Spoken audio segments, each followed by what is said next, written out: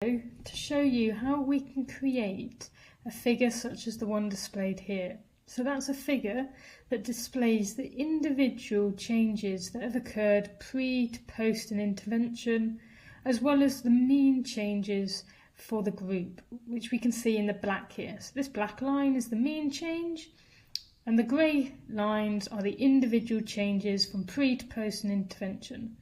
Because sometimes it's really useful to be able to see this individual data as well as the mean values.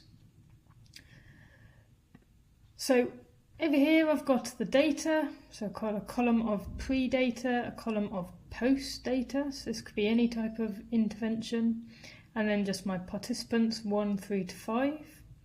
I'm very quickly just going to calculate the average, so we simply just type in equals and then average, and select all of our pre-data, close the brackets, press enter, and then we can just drag that equation across to our post. So we've now got a mean for both our pre and mean for our post data. And then I'm going to calculate a standard deviation for my sample. So standard deviation pre, standard deviation post. So we're going to use these values when obviously plotting our mean data. So first off, let's just select our 5 participants. Click on insert and then the line chart, and then just plot a 2D line. And we can see that that doesn't actually give us exactly what we want straight away. It's plotted each individual along the bottom, and then our pre-line and our post line. Whereas if we look back at the chart we actually want pre and post at the bottom of our chart, and we're plotting each individual on the graph. It's a really simple way of fixing that. We right click and then go on select data. We just select this button here, switch row/column. And as soon as we do that, we can see that suddenly we've got series 1, 2, 3, 4, 5 down here. If I click it back, you can see I've actually got pre and post. So this is what it was originally plotting. Let's go back to this one. So this is 1 participant, 2 participant, 3 participant, and so on. Now if I click OK, you can see straight away it's flipped to the data that we want to see. So that change over time, pre to post. So this is all of our individual scores. First things first, let's just get rid of these grid lines because we don't like those, and start changing the formatting of all of our lines for each participant. So open up the format data series and then just change the dash type here for our line. So we're going to go to this dash that we can see. We're going to have it in grey because we're going to want all of our participants in grey, and we're going to choose the marker. At the moment there isn't a marker, so go to marker options and let's just have the built-in and select a diamond, and we're going to select a relatively small size. We're going to keep it at 5, and we're just going to check that the fill and the border colours are the same, so they're all grey. And then we're going to just move on to the next line and choose exactly the same options. So make sure all of the colours are grey for fill and border. The built-in marker is the diamond, and the line is changed from orange to grey, and then the dash type. And we're just going to repeat this. I'm going to do this quickly because you've seen me do the first 2. We're just going to repeat it for all of our data sets. So each participant shows up in exactly the same colour.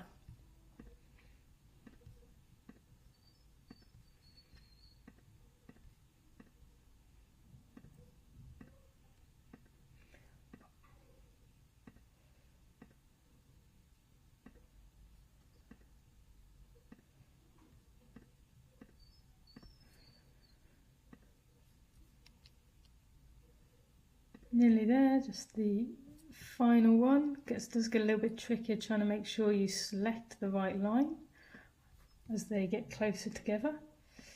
So grey, dashed, marker options.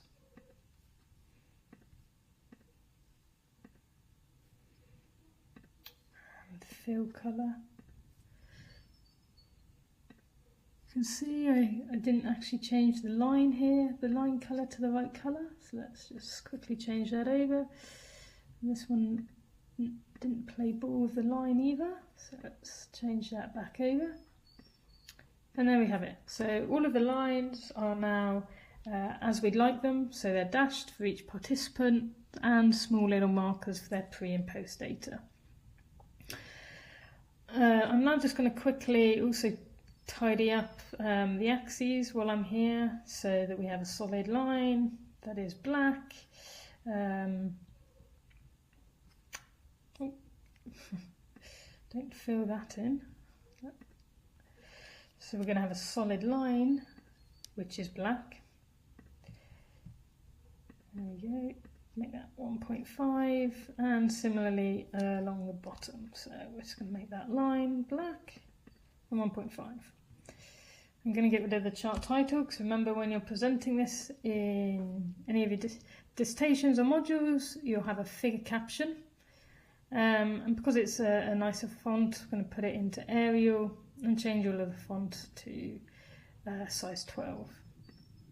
Make sure you also add in your axis title on the vertical.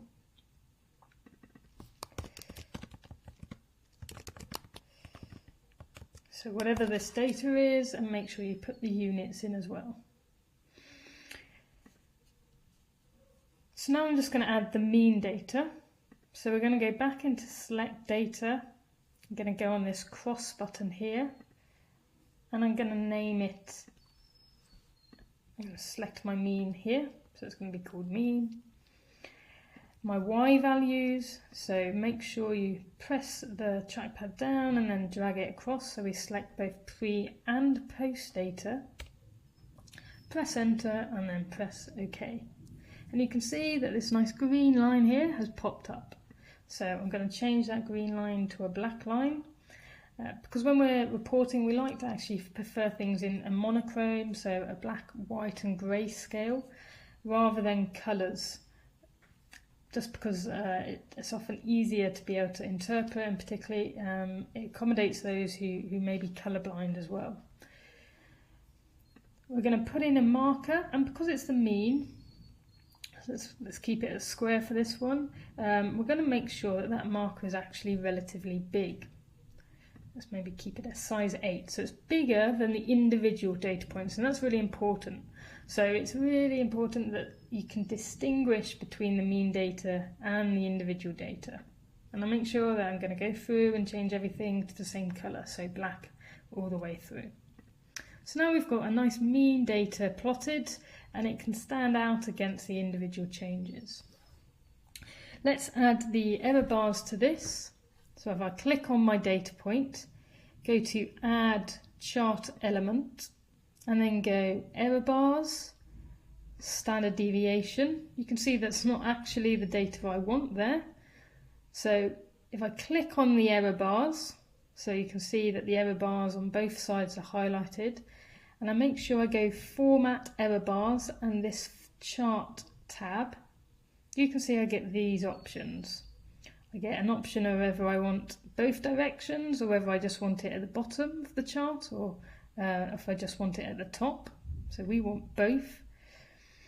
Whether there's a cap or no cap, so these are the little dashes that stick out.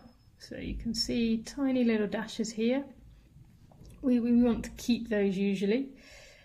And then this is the value of the error bar. Now I always use custom, and so I can specify the value. So this is where we're going to make use of the standard deviations we calculated right at the beginning. So the positive error value, I'm just going to select my two standard deviations.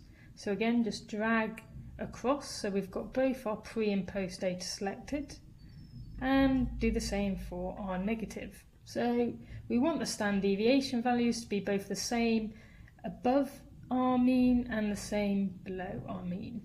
And then click OK. And there we have it. There are error bars. I'm going to format these again just so that they stand out a bit more. So let's put them at 1.25. And you'll notice, if I make this a bit bigger and zoom in a little, you'll notice that actually it puts the error bars behind the data.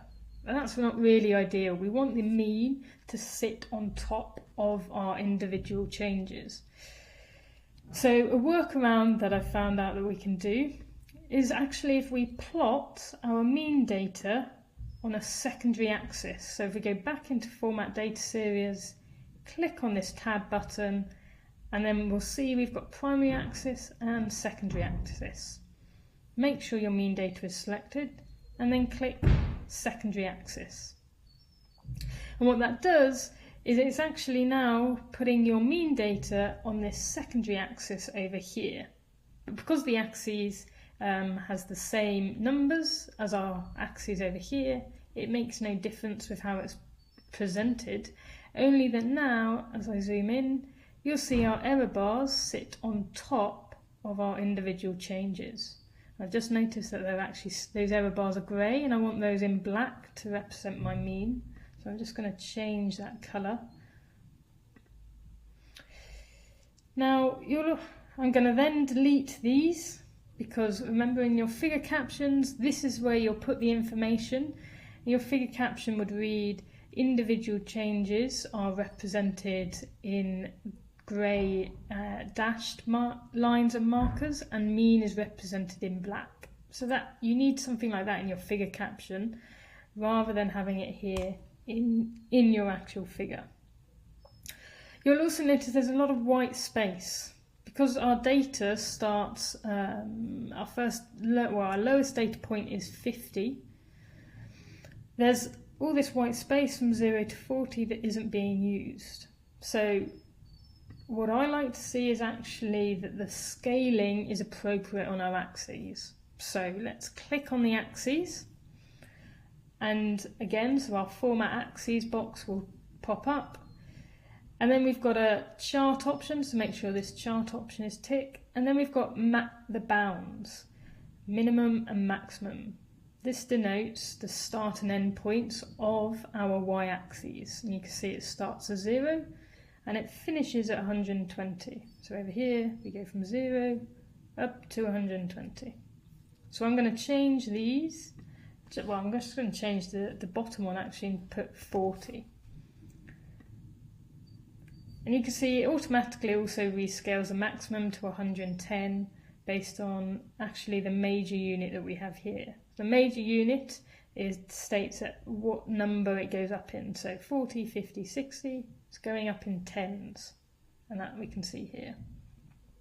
But remember, I plotted our mean on the secondary axes. So I need to now click on my secondary axes and also change the values here. So 40, down to 110, or up to 110 I should say.